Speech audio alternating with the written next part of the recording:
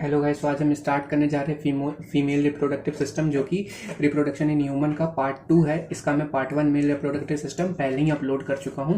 हम इसको NCERT based पढ़ेंगे और ये वन शॉट है। हम यहाँ पे सब कुछ जल्दी जल्दी कवर करेंगे और थोड़ा सा हल्का सा डिटेल कम रहेगा। मैं इसका डिटेल लेक्चर बाद में डाल दूंगा, ठीक है। चलिए स्टार्ट करते हैं। Female system include, female system में क्या होता है? 1 pair of ovary, fallopian tube, एक यूट्रस होता है और सर्विक्स और वजाइना, ठीक है। तो देखते हैं। The ovaries remain attach to the abdominal wall by the ovary ligament, जिसको हम मीजोवेरियम के नाम से जानते हैं। देखिए, जो ओवरीज होती है हमारी, वो अटैच होती है लिगामेंट से, ठीक है। जैसे मानिए ये हमारी ओवरी है, तो एक इधर साइड लिगामेंट होता है, एक इधर साइड लिगामेंट होता है, ठीक है। तो वो इस तरीके से अटैच होती है। तो इसी लिगामेंट को हम किस नाम से जानते हैं? मीजोवेरियम के नाम से जानते हैं, ठीक है। देखिए, ओवरीज कैसी होती है हमारी? पेयर्ड होती है। एक राइट साइड होती है और एक लेफ्ट साइड होती है, ठीक है। और ये क्या कैसे ओव्यूलेट करती हैं? एक महीने एक ओवरी से ओवा निकलता है, दूसरे मंथ में अदर ओवरी से ओवा निकलता है, ठीक है। फीमेल एक्सेसरी डक्ट, हमको एक्सेसरी डक्ट जो हेल्पफुल डक्ट होती है उसके बारे में पढ़ते हैं। जैसे डक्ट कौन कौन सी? तो फैलोपियन ट्यूब, जिसे हम ओवी डक्ट के नाम से भी जानते हैं, यूट्रस और वजाइना, ठीक है। एक्सेसरी ग्लैंड एंड ऑर्गन्स, तो हमारा कौन सा एक्सेसरी ग्लैंड है और ऑर्गन्स? तो जैसे बार्थोलिन ग्लैंड, ये कहाँ प्रेजेंट होता है? वजाइनल लिप्स पे प्रेजेंट रहता है और ये उसके आउटर कवरिंग पे होता है, ठीक है। और इसको किस नाम से जानते हैं? वेस्टिबुलर ग्लैंड के नाम से भी जानते हैं। फिर हमारा एक्सटर्नल जेनिटिलिया, एक्सटर्नल जेनिटिलिया हमारा क्लाइटोरिस, लेविया माइनोरा और लेविया मेजोरा। जो हमारा लेविया माइनोरा होता है वो 1 पेयर होता है। किसके नीचे प्रेजेंट होता है? लेविया मेजोरा के नीचे लेविया माइनोरा होता है और ये एक पेयर होता है, ठीक है। उसके बाद से ओवरी, ओवरी हमारा प्राइमरी सेक्स ऑर्गन है जो कि गैमेट प्रोड्यूस करता है और फीमेल का गैमेट क्या होता है? ओवम, ठीक है। लेंथ ऑफ ईच ओवरी कितनी होती है? हर एक ओवरी की जो लेंथ होती है वो होती है 2 to 4 सेंटीमीटर। कितनी होती है? 2 to 4 सेंटीमीटर, ठीक है। उसके बाद से layer of ovary, layer of ovary क्या होती है? जर्मिनल एपिथेलियम, और ये कैसा होता है? सिंपल कोवोइडल सेल्स, ठीक है। उसके बाद से ट्यूनिका एल्बुजिनिया, जो कि कोलेजेनियस लेयर होती है, कोलेजेनियस लेयर होती है, ठीक है। देन कॉर्टेक्स, जो कि आउटर लेयर होती है, और मेडुला इनर लेयर होती है। तो लेयर ऑफ ओवरी कितनी? Germinal epithelium, tunica albuginea, cortex and medulla, ठीक है। फिर जैसे स्टोमा ऑफ ओवरी को देखते हैं। तो स्टोमा ऑफ ओवरी में देखिए, कॉर्टेक्स वाली जो लेयर होती है वो बाहर होती है, मेडुला वाली लेयर जो होती है वो अंदर होती है। तो मेडुला वाली लेयर में क्या क्या होता है? ब्लड वेसल्स, लिम्फेटिक वेसल्स और हमारी नर्व्स आती हैं। कॉर्टेक्स रीजन में क्या होता है? इसमें बहुत सारे हमारे फॉलिकल्स प्रेजेंट होते हैं, जिसको हम प्रीमोडियल फॉलिकल के नाम से भी जानते हैं। जो हमारा कॉर्टेक्स होता है वो ओवेरियन स्टोमा होता है और इसमें कनेक्टिव टिश्यू प्रेजेंट होते हैं, ठीक है। Primordial follicle mature to form Graafian follicle. तो ovary also work as endocrine gland. कैसे वर्क करती है? एंडोक्राइन ग्लैंड की तरह भी वर्क करती है। क्या क्या सिक्रीट करती है? एस्ट्रोजन और प्रोजेस्टेरॉन का सिक्रीशन करती है, ठीक है। हमारे जो सेकेंडरी oocytes होते हैं, secondary oocyte released from graafian follicle, then remaining structure called corpus luteum. जैसे आप देखिए, अगर ये हमारा क्या है,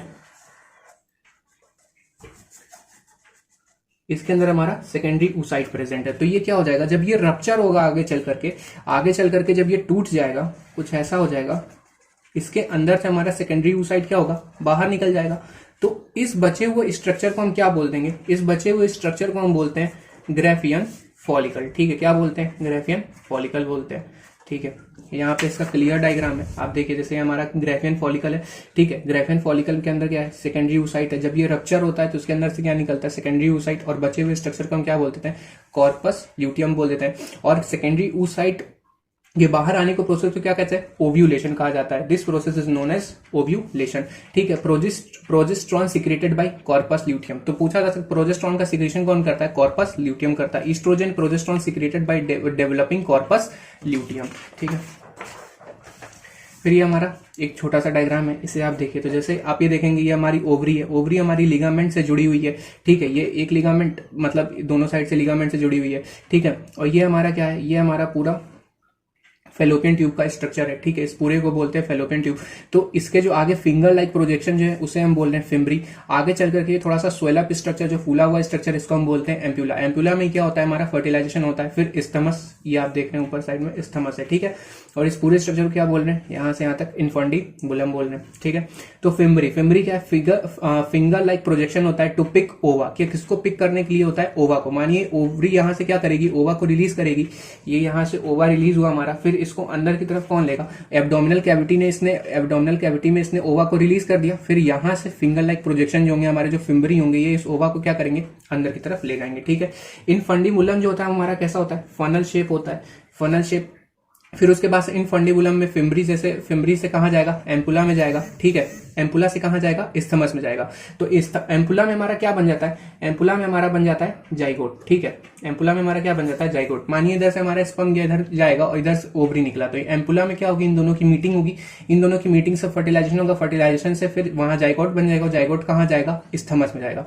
तो एम्पुला जो होता है हमारा वाइडेस्ट एरिया होता है, यहाँ पे फर्टिलाइजेशन होता है और जाइगोट का फॉर्मेशन हो जाता है। ठीक है,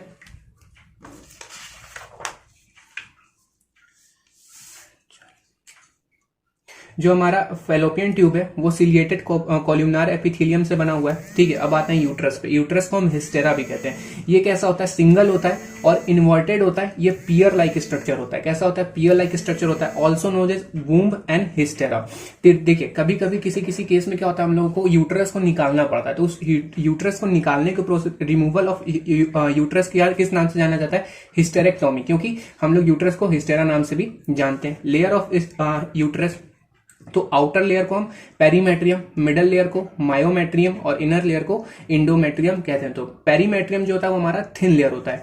ठीक है, सिंपल स्क्वैमस एपिथेलियम और एरियोलर कनेक्टिव टिश्यू यहाँ पे प्रेजेंट होता है। ठीक है, फिर देखिए मायोमेट्रियम हमारा थिक लेयर होता है, ये स्मूथ मसल से बना होता है और यहाँ पे ऑक्सीटोसिन वर्क करता है। ऑक्सीटोसिन क्या करेगा, यहाँ पे कॉन्ट्रैक्शन करवाएगा ड्यूरिंग चाइल्ड बर्थ। ठीक है, एंडोमेट्रियम हमारा ग्लैंडुलर यूट्राइन मेम्ब्रेन। ठीक है, उसके बाद से ये एम्ब्रियोनिक डेवलपमेंट को सपोर्ट करता है। फिर हम आते हैं सर्विक्स और वजाइना। जो हमारा सर्विक्स और वजाइना ये दोनों मिल करके क्या बनाते हैं, बर्थ कनाल बनाते हैं। Cervix and vagina together they form birth kanal.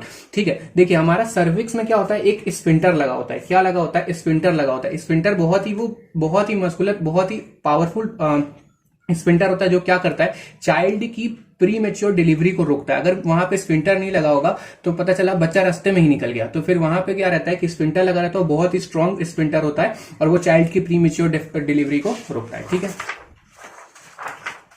Then हम आते हैं oogenesis पे। तो oogenesis हमारा, देखिए oogenesis से पहले भी कुछ सारी चीजें, तो हमारा देखिए फर्स्ट मंथ जेस्टेशन पीरियड होता है।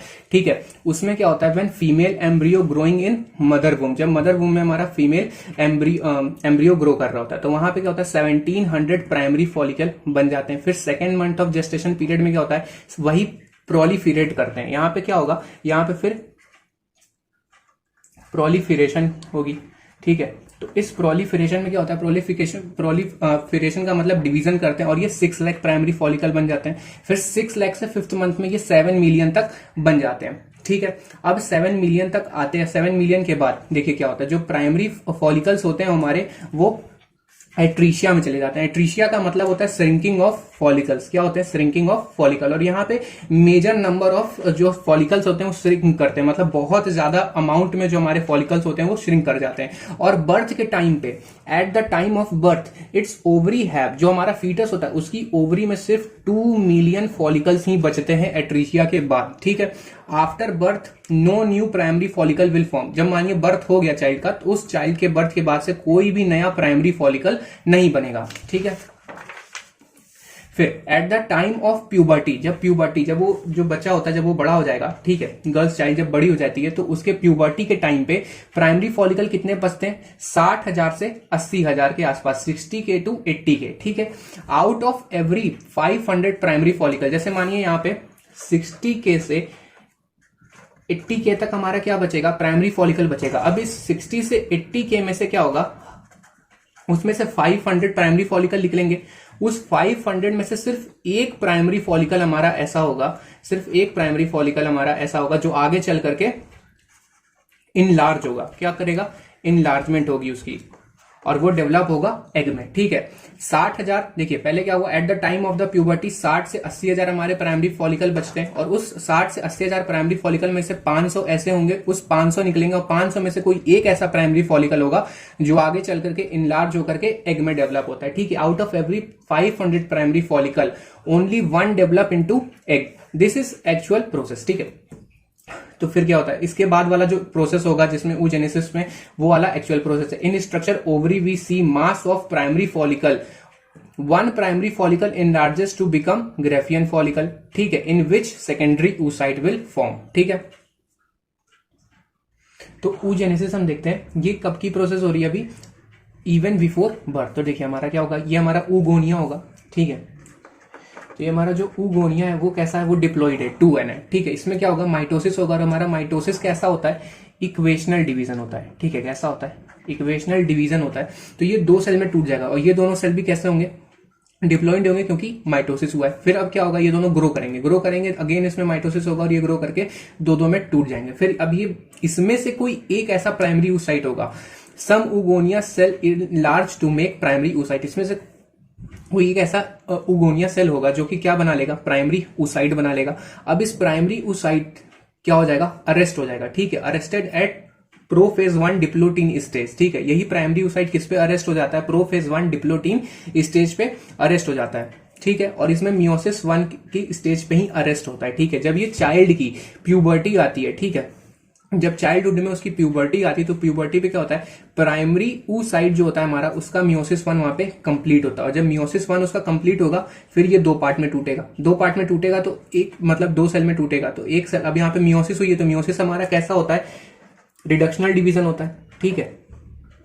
मियोसिस हमारा कैसा है, रिडक्शनल डिवीजन है। तो ये रिडक्शनल डिवीजन है, तो एक पोलर बॉडी बना लेगा, और ये हैप्लॉइड सेल बनेंगे इसमें। तो एक हैप्लॉइड सेल पोलर बॉडी बनाएगा, और एक जो होगा वो सेकेंडरी oocyte बनाएगा। जब हमारा एक सेकेंडरी oocyte बनाता है, तो फिर उस सेकेंडरी oocyte में क्या होगा, फिर से मियोसिस 2 होगा। जब मियोसिस 2 होगा, तो फिर से ये हैप्लॉइड सेल में टूट जाएगा। हैप्लॉइड सेल में टूटने के बाद एक सेकेंड पोलर बॉडी बनाएगा, और एक जो होगा वो अरेस्ट हो जाएगा मेटाफेज 2 पे, ठीक है। किस पे, मेटाफेज 2 पे अरेस्ट हो जाएगा। जब सेकेंडरी oocyte में फिर से मियोसिस 2 होगा, तो यहाँ पे सेकेंड पोलर बॉडी बनेगी, और जो दूसरा वाला सेल होगा हमारा, वो अरेस्ट हो जाएगा मेटाफेज 2 पे, ठीक है। और यही आगे जाकर के ओव्यूलेट करेगा, ठीक है। फिर से एक बार इसको रिवीजन कर लेते हैं। तो देखते हैं, जो हमारा oogenesis होता है, ये अभी तक इवन बिफोर बर्थ है, ठीक है। oogonia सेल होता है, उसमें माइटोसिस होगा, सेल ग्रो करेंगे, 2 सेल में टूटेगा, फिर ये सेल जो दोनों होंगे ये ग्रो करेंगे, और इसमें से कोई एक ऐसा सेल होगा जो क्या करेगा, यहाँ पे इनलार्ज होगा, और इनलार्ज होकर प्राइमरी oocyte बनाएगा। और इसमें ग्रोथ क्यों होगी, क्योंकि यहाँ पे होता है विटेलोजेनेसिस। क्या होगी, विटेलोजेनेसिस। विटेलोजेनेसिस का मतलब होता है यॉक का फॉर्मेशन होगा, यॉक का फॉर्मेशन होगा, इसीलिए इनका साइज जो क्या हो जाएगा, बढ़ जाएगा, ठीक है। फिर जो यॉक होते हैं, यॉक फॉर्मेशन किस लिए होता है, क्योंकि वो oogonia को क्या करा सके, न्यूट्रिशन या फिर नॉरिशमेंट प्रोवाइड करा सके, ठीक है। जो प्राइमरी oocyte होगा, अब हमारा जो चाइल्ड होगा वो किसमें, वो प्यूबर्टी स्टेज में आ जाएगा। मतलब अब यहाँ पे जब वो चाइल्डहुड स्टेज में आ जाएगा, प्यूबर्टी की स्टेज होगी, तो वो प्राइमरी oocyte क्या होगा, उसका मियोसिस 1 स्टार्ट हो जाएगा। क्यों, क्योंकि बर्थ से पहले जो मियोसिस 1 था हमारा, वो अरेस्ट हो गया था कौन सी स्टेज पे, प्रोफेज 1 की डिप्लोटीन स्टेज पे अरेस्ट हो गया था। और जब उसकी प्यूबर्टी आएगी, तो यही मियोसिस 1 क्या हो जाएगा, कंप्लीट होगा। कंप्लीट होकर के क्या बना लेगा, सेकेंडरी oocyte। जब सेकेंडरी oocyte हमारा बन गया, तो फिर ये क्या करेगा, यहाँ पे मियोसिस 2 यहाँ पे स्टार्ट हो जाएगी। मियोसिस 2 स्टार्ट होगी, तो ये 2 सेल में टूटेगा, ठीक है। तो एक हमारा बनाएगा सेकंड पोलर बॉडी, और एक हमारा बनाएगा अरेस्ट, और एक हमारा ओव्यूलेट करेगा आगे जाकर के, ठीक है। अच्छा, यहाँ पे देखिए, जब हमारा प्राइमरी oocyte बना था, जब हमारा जो चाइल्ड है वो प्यूबर्टी की स्टेज पे है, जो प्राइमरी oocyte में जब हमारा मियोसिस 1 कंप्लीट हुआ, तो यहाँ पे एक फर्स्ट पोलर बॉडी बनती है, और एक सेकेंडरी oocyte बना था। और सेकेंडरी oocyte में फिर से मियोसिस 2 होता है, तो वहां पे सेकंड पोलर बॉडी बनती है, और एक ओव्यूलेट करता है। अब हम आते हैं फॉलिकुलर जेनेसिस पे। तो हमारा फॉलिकुलर जो जेनेसिस होता है, हमारा प्राइमरी फॉलिकल है। प्राइमरी फॉलिकल मैंने बताया था प्यूबर्टी के टाइम पे कितने होते हैं, 60 to 80,000, कितने होते हैं, 60 से 80,000 होते हैं। फिर अब ये प्राइमरी से सेकेंडरी फॉलिकल में बदलेगा, फिर सेकेंडरी से टर्सरी में बदलेगा, टर्सरी से किस में चेंज हो जाएगा, ग्रेफियन फॉलिकल में। और ग्रेफियन फॉलिकल हमारा आगे चल करके क्या करता है, ओव्यूलेशन करता है। जो सेकेंडरी फॉलिकल होता है हमारा, उसमें प्राइमरी oocyte थीका और ग्रेनुलोसा, ठीक है। फिर उसके बाद से टर्सरी फॉलिकल में क्या बनता है, फ्लूइड फिल कैविटी होती है, जिसको हम एंट्रम के नाम से जानते हैं। यहाँ पे मियोसिस 1 क्या होती है, कंप्लीट होती है। जब मियोसिस 1 कंप्लीट होगी, तो थीका लेयर हमारी डिफरेंशिएट कर जाएगी एक्सटर्ना और इंटरना में। आज के लिए बस इतना ही। नेक्स्ट हम वीडियो नेक्स्ट टॉपिक के साथ स्टार्ट करेंगे। Thank you. तो अगर आपके लिए वीडियो हेल्पफुल रही हो, तो इसको लाइक, शेयर, सब्सक्राइब जरूर करें।